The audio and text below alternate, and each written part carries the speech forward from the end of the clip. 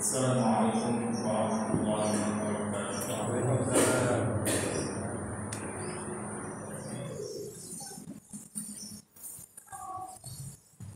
Innal hamdalillah nahmaduhu wa nasta'inuhu wa nastaghfiruh wa na'udzu billahi min shururi anfusina wa min sayyiati a'malina.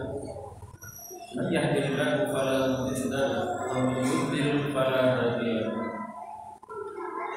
Asyhadu an la ilaha illallah wahdahu la syarika lahu wa asyhadu anna Muhammadan abduhu wa rasuluhu alladzi la nabiyya ba'dahu. Allahumma shalli ala Muhammad wa ala ali Muhammad kama shallaita ala Ibrahim wa ala ali Ibrahim innaka Hamidum Majid. Allahumma barik ala Muhammad wa ala ali Muhammad kama barakta ala Ibrahim wa ala ali Ibrahim innaka Hamidum Majid. Amma ba'd. Fa ya ibadallah, usi nafsi wa iyyakum bi taqwallah kama qala Allah ta'ala fi Al-Qur'anil Karim. A'udzu billahi minasy syaithanir rajim. Ya ayyuhalladzina amanu taqullaha haqqa tuqatih wa la tamutunna illa wa antum muslimun. Jemaah salat Jumat yang sama-sama mengharapkan Allah, marilah kita senantiasa berusaha untuk meningkatkan keimanan kita, karena yang menjadi tugas kita saat ini sampai nanti mati adalah selain menjaga keimanan juga meningkatkannya. Karena setiap dari kita memiliki cita-cita yang sama, yaitu tidak sekedar masuk surga, tapi masuk surganya dengan selamat. Saya yakin tidak ada di antara kita yang ingin masuk surga paling terakhir. Saya yakin tidak ada di antara kita yang mau masuk surga itu di emperannya saja. Karena emperan surga dan orang yang masuk surga yang paling terakhir adalah mereka yang harus masuk neraka terlebih dahulu. Kalau kita ingin selamat sampai ke surga, cuma satu kuncinya, tingkatkan keimanan sampai meraih derajat takwa. Itulah tugas kita selama ini. Jadi tugas kita tidak sekedar ibadah biasa. Tugas ibadah biasa itu bagi seluruh manusia, tapi bagi kita orang yang mengaku sudah beriman, ibadahnya harus ibadah yang istimewa. Ibadahnya harus ibadah yang diterima. Karena hanya itu modal buat kita untuk bisa selamat sampai ke surga. Karena itu jemaah salat Jumat yang sama-sama rahmati Allah, ketika kita masih diberikan hari Jumat itu nikmat yang luar biasa. Kembali berarti Allah berkehendak ingin memberikan kepada kita semua kesempatan untuk mendapat ampunan sepekan ke belakang. Bagaimana sabda Rasulullah SAW, as-salawatul khams wal jumu'ah dan jumu'ah wal ramadan dan ramadan wa kafiratun lima bainahunna idza ja'u ila dzikrillah. Fungsi dari sholat lima waktu, fungsi dari sholat Jumat, fungsi dari sholat Ramadan itu adalah untuk menghapus dosa-dosa yang pernah kita lakukan di antara waktu itu, tapi dengan satu syarat, kita dibatil kabair selama dosa-dosa besar terjadi. Artinya ketika kita masih diberi kesempatan, diberi umur di hari Jumat, lagi ini kita masuk kesempatan ini, itu berarti Allah sayang sekali kepada kita. Allah ingin memberi kita kesempatan mendapat ampunan selama sebulan. Siapa di antara kita yang tidak mau mendapat ampunan Allah? Pasti mau. Kenapa? Karena pasti kalau ditanya diri sendiri pasti akan jawab, karena saya banyak dosanya. Bahkan seandainya kalau di absen gitu ya, ditanya siapa yang paling banyak dosanya, pasti dalam hati kita ngacung masing-masing. Karena semakin bertambah umur yang pasti adalah bertambah dosa. Amal soleh belum tentu. Waktu saya sudah berusaha banyak amal solehnya, ya tapi belum tentu diterima, hanya Allah yang tahu. Tapi kalau dosa sudah pasti kita juga merasa.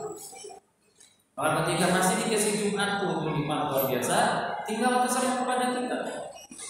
Mau diambil atau tidak nikmat dari Allah itu. Mau mau diambil atau tidak kesempatan mendapatkan ampunan selama sepekan itu terserah kepada kita. Bagaimana caranya supaya Jumat kita ini jadi ampunan? Satu, niat tentu harus lurus. Dan yang kedua tentu caranya harus sesuai dengan contoh Rasulullah SAW. Rasulullah sudah mengajarkan kalau kita mendapatkan pahala sepekan tadi, kita sempurnakan ibadah Jumat kita. Kita selalu berusaha meningkatkan ibadah Jumat kita. Seandainya sekarang, karena mungkin baru tahu ternyata jadwal duhur itu maju sudah jam 11:30 misal. Baru tahu ternyata baru pulang kerja jam 10, akhirnya sampai di masjid sudah lupa. Ya nggak apa-apa, karena baru tahu. Tapi karena sudah tahu, maka pekan depan kita berbaik. Supaya dapat pahala yang sepekan tadi. Karena Rasulullah SAW menerangkan dalam hadisnya bahwa pahala yang sepekan tadi itu bagi mereka yang dicatat absennya oleh para malaikat. Sedangkan absen para malaikat itu dicatat kapan? Ya ketika sebelum khutbah dimulai. Ketika khutbah dimulai, malaikat menutup semua catatannya karena mereka ingin mendengarkan khutbah. Jadi kita perbaiki, kita berusaha sekuat tenaga kita. Dan mudah-mudahan dengan itu kita termasuk orang-orang yang mendapatkan ampunan selama satu pekan. Jamaah salat Jumat yang sama-sama alhamdulillah. Dalam surat Al-Ankabuh ayat 2, Allah Ta'ala mengatakan, "Ahasiban nasu ay yutraku ay yaqulu amanna wa hum la yaftanun." Ini aku bertanya, tapi pertanyaan yang tidak perlu jawaban. Istifham inkari. Jadi nanya itu nyindir. Apakah manusia mengira bahwa mereka akan dibiarkan begitu saja mengatakan kami beriman, tetapi mereka tidak diuji? Walau pada batatan alladzina min qablihim, padahal kami telah menguji orang-orang sebelum mereka. Fala ya'lamanna Allahu alladzina shadaqu wa la ya'lamanna al-kadhibin. Dengan ujian itu Allah membuktikan mana orang-orang yang jujur imannya, benar-benar kami beriman, dan mana yang dusta iman. Jemaah salat Jumat yang sama-sama rahmat Allah. Maka ketika kita mengaku beriman, siap-siap untuk diuji. Ujian Allah itu ada dua, ada ujian yang enak, ada ujian yang tidak enak. Nah, kata-kata fitnah itu biasanya ditujukan untuk ujian yang enak-enak. Kenapa? Karena fitnah itu artinya adalah ujian di mana manusia ketika diuji dengan ujian itu jarang yang lulus. Makanya kenapa istri disebutnya fitnah oleh Allah, harta disebutnya fitnah, anak disebutnya fitnah. Kenapa? Karena banyak manusia ketika diuji dengan istri, diuji dengan anak, diuji dengan harta, jarang yang lulus. Tetapi dalam ayat yang lain, iman pun diuji dengan sesuatu yang tidak mengenakan, atau dalam bahasa Arabnya disebut musibah. Al-Baqarah 214 Allah mengatakan, "Ahasibtum an tadkhulul jannata walamma ya'tikum mathalul ladzina khalau min qablikum massakumul ba'sa wad-dharra wa zulzilu hatta yaqula ar-rasulu wal ladzina amanu ma'ahu mata nasrullah ala inna nasrallahi qarib." Allah Ta'ala bertanya lagi, ini pertanyaan yang tidak perlu jawaban, istifham inkari, pertanyaan yang sifatnya nyindir. Siapa yang disini? Kita, hamba-hambanya. Karena Al-Quran belum buat kita. Kata Allah, "Ahasibtum an tadkhulul jannah." Hei orang beriman, apakah kalian kira kalian bisa masuk surga begitu saja? Gampang gitu masuk surga itu. Padahal belum datang kepada kalian ujian yang pernah diberikan kepada kaum terdahulu. Apa itu? Al-ba'sa, kesulitan, kesusahan. Ba'sa di sini bisa diartikan kesulitan karena peperangan. Ba'sa, jadi kesulitan yang biasanya disebabkan oleh perbuatan orang lain, didolimi, ditipu, tadi diperangi, dijajah, itu ba'sa. Wa darra itu kesulitan, kesusahan yang biasanya natural, bencana alam, sakit, meninggal, dan seterusnya. Wazulzilu, dan juga digoncang. Nah, digoncang di sini bisa diartikan sebenarnya digoncang dengan bencana alam seperti gempa bumi, gunung meletus, sampai dalam ayat ini dijelaskan sampai saking beratnya ujian yang diberikan itu orang-orang beriman dan nabinya saat itu mengatakan mata nasrullah, aduh kapan sih pertolongan Allah itu datang? Lalu langsung Allah jawab, ala inna nasrullahi qarib, ingatlah sesungguhnya pertolongan Allah itu dekat. Sesungguhnya pertolongan Allah itu sebentar lagi. Jemaah salat Jumat yang sama-sama rahmati Allah, maka itulah yang saat ini sedang terjadi pada saudara-saudara kita kaum muslimin di Palestina. Jadi ketika kita melihat mereka dijajah sejak tahun 1948 sampai sekarang, luar biasa. Kalau kita kan kembali ya, merdeka tahun 45 sampai sekarang.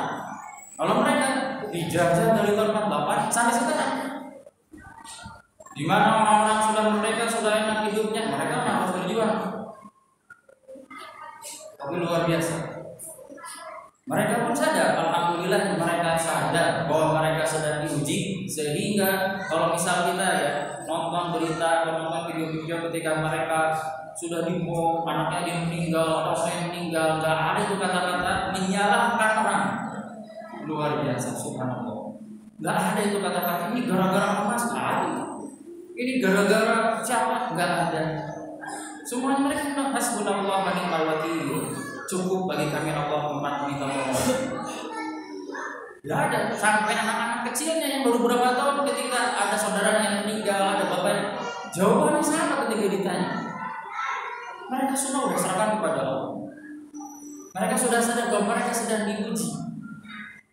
Terus kenapa mereka sudah hijrah aja sih? Kan katanya sudah ada yang menyiapkan tuh tempatnya di sini. Kenapa nggak hijrah aja? Karena mereka paham mereka punya tugas yang mulia di situ. Apa? Menjaga Masjidil Aqsa. Bisa dibayangkan seandainya mereka hijrah semua, Masjidil Aqsa nggak ada yang tunggu, pasti sudah hancur itu. Masjidil Aqsa sudah ada di Gaza, sudah tidak ada di peta, sudah tidak ada lagi di internet, pasti sudah tidak. Kenapa masih ada sekarang? Karena mereka menjalankan tugas mereka yang mulia sampai saat ini demi nyawanya, demi keturunannya, mereka jaga Masjidil Aqsa sampai sekarang. Itulah kenapa mereka tetap bertahan di sana, karena mereka sadar kewajiban yang ada pada diri mereka saat ini menjaga Masjidil Aqsa. Jadi bayangkan kalau nggak ada yang mau jaga lagi, umat Islam sudah tidak peduli lagi, semuanya pindah ke sana.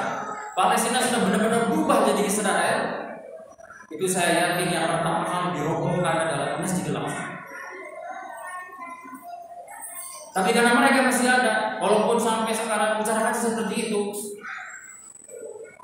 dibombardir luar biasa, ribuan yang sudah mati, bahkan kalau tidak sudah beribu katanya yang meninggal. Yang paling banyak anak-anak dan perempuan.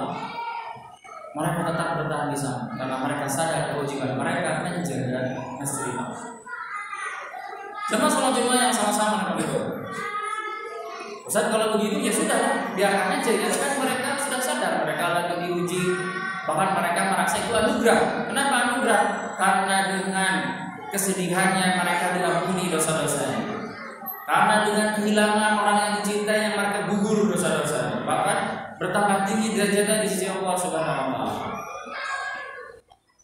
Ketika mereka dizalimi, mereka diampuni dosa-dosanya, ditambah tinggi lagi derajat di sisi Allah, sehingga mereka menganggap itu anugerah. Persis seperti yang disabdakan Rasulullah SAW ketika Rasul ditanya, ya Rasulullah. Jadi ceritanya itu Abu Sa'id Al-Khudri itu nengok Rasulullah yang sedang sakit parah saat itu.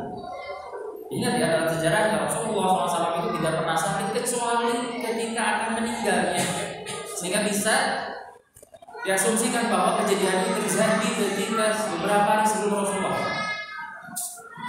Ketika Abu Sa'id itu menengok Rasulullah SAW, beliau memegang keningnya.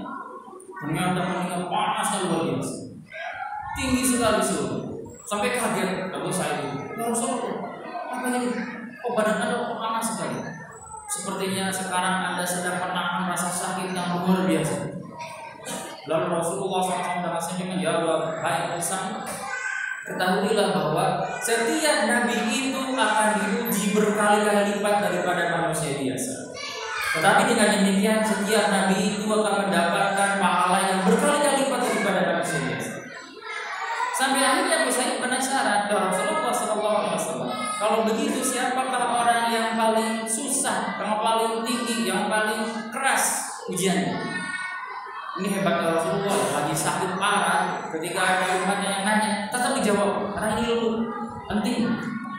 Rasulullah SAW menjawab saat itu, Al-Anbiya, orang yang paling berat ujiannya adalah para nabi. Terus setelah para nabi siapa ya Rasulullah? Summa as-salihun, kemudian orang-orang saleh. Sampai nanti di antara mereka itu ada yang saking seringnya diuji sampai mereka bahagia dengan ujiannya. Coba bayangkan, ada orang itu saking seringnya diuji oleh Allah Ta'ala sampai merasa bahagia dengan ujiannya. Dan ada contohnya ternyata apa yang disampaikan Rasulullah SAW. Mereka lah kaum muslimin di Gaza saat itu. Mereka itu senang, tapi bukan dicari-cari ya. Bukan berarti kalau orang yang senang diuji dicari-cari gitu ya supaya dibom, bukan. Ketika diuji itu mereka tidak menyalahkan siapapun. Mereka langsung bergantung kepada Allah. Mereka sadar itu ujian. Dan mereka senang karena mereka sadar itu anugerah dari Allah. Jamaah sholat Jumat yang sama-sama dapat doa. Tetapi meskipun bagi mereka itu anugerah, buat kita ujiannya beda lagi. Buat kita itu ujiannya adalah apa yang kita lakukan ketika melihat saudaranya disakiti. Kalau buat kita kaidahnya bukan ayat yang tadi, buat kita kaidahnya hadis yang lain, di mana Rasulullah SAW mengatakan, "Matsalul mu'minina fi tawaddihim wa tarahumihim wa ta'atufihim kal jasad." Atau masalul jasad. Umpama orang beriman itu di antara yang lainnya dengan saudara-saudaranya bagaikan satu tubuh. Kasih sayang di antara mereka itu bagaikan satu tubuh. Apa maksudnya bagaikan satu tubuh? Idza istaka udun minhu tada'alahu kullu atau sairul jasad bisahri wal humma. Ketika salah satu anggota tubuh itu terkena sakit, misalkan injak duri atau ketendang atau keinjak itu kan biasanya sampai bengkak gitu ya. Ketika bengkak itu semua tubuh ikut merasakan sakitnya sampai tidak bisa tidur dan sampai demam. Ini hadis yang berkenaan dengan kita. Hadis ini yang harus kita pegang. Biarkan mereka diuji dengan ujiannya, biarkan mereka mendapatkan anugerah dengan syahidnya. Tetapi ujian kita saat ini adalah apa sikap kita melihat saudara-saudara kita disakiti. Kalau kita mampu beriman kepada Allah Ta'ala, maka tentu sikap kita seperti yang disampaikan Rasulullah. Ketika mereka disakiti, kita bersikap. Ketika mereka disakiti, kita ikut sakit, kita ikut kesal, kita ikut marah. Walaupun tentu dengan marah ya, cara yang benar. Hati kita harus kesal ketika melihat orang-orang Yahudi, orang-orang Israel itu menyakiti saudara-saudara. Harus kesal, jangan biasa. Dalam hati kesal. Terus bagaimana setelahnya? Minimalnya kita memberikan doa kita kepada saudara-saudara kita. Munculkan doa setiap saat, setiap sujud.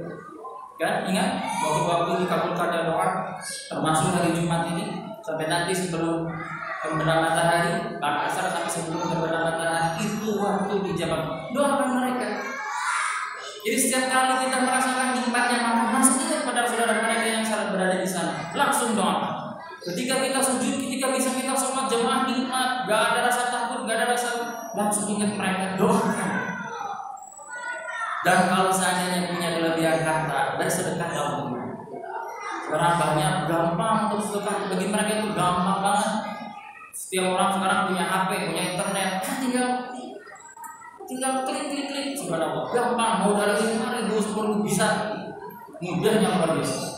Jadi kalau sampai ada salah satu, gimana caranya susah? Nggak ada kata susah. Allah sudah beri mudah. Nah, karena itu mari kita berusaha memohon kepada Allah kita lulus ujian kita nih, lulus ujian di mana kita, yaitu dengan diuji apa sikap kita terhadap saudara kita selama di Indonesia. Barakallahu fiikum.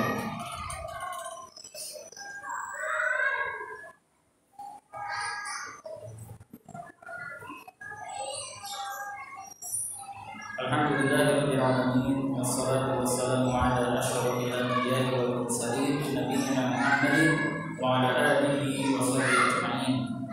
Asyhadu an la ilaha illallah wahdahu la syarika lahu wa asyhadu anna Muhammadan abduhu wa rasuluhu alladzi la nabiyya ba'dahu amma ba'd. Sama salat Jumat yang sama-sama kami Allah. Dan ada kelebihan. Di antara kelebihan dari orang-orang Palestina, kaum muslim Palestina saat ini, ketika mereka saat ini sedang dizalimi, walaupun sebetulnya mungkin kita paham bahwa ini zalimi itu umat Islam tidak hanya di Palestina. Yang mungkin di kaum muslim Rohingya yang di Myanmar mungkin masih yang kita nggak tahu ditanya sampai sekarang. Kaum muslimin yang di Suriah, kaum muslimin yang di India, dan di tempat-tempat lainnya kita nggak tahu bahwa mereka pada hakikatnya sedang dibeli.